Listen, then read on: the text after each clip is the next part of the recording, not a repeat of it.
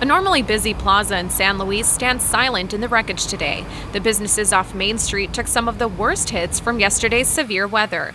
Heavy gusts of wind tore off a part of a roof that now lies beside damaged vehicles. But the back of the building is where a large portion of the debris landed. Emergency responders began receiving calls for help around 3 in the afternoon. Reports came in of downed power lines that fell from Juan Sanchez Boulevard, crossing a stretch of major streets up until San Luis Plaza.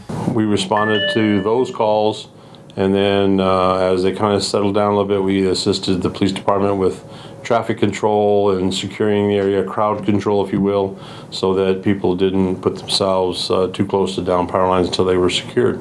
Students normally crossing the area had to find alternate routes to get home. Fallen poles crushed cars parked in the public right-of-way. A microburst of wind broke power lines belonging to the Yuma Union Water Users Association.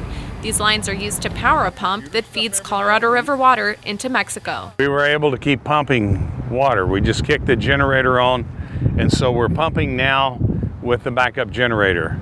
So that gives us some time to respond with this reconstruction effort. While the association gets power lines back up, a homeowner on the other side of town deals with her own loss. She says, thank God no serious tragedy happened because cars and people were driving and walking by.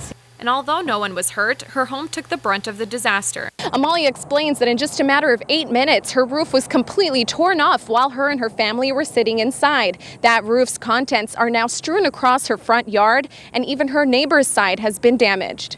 Learning firsthand from the natural disaster, Amalia Alvarez gives a piece of advice. She says if you see rain and strong gusts of wind, everyone should get to a safe place. Although just a few properties in San Luis were affected by the monsoon, areas like this where you can see pieces of what were a roof or another structure are still lying around as a reminder of the damage that was done yesterday. Reporting in San Luis for your local news, I'm Elisa Gamonian.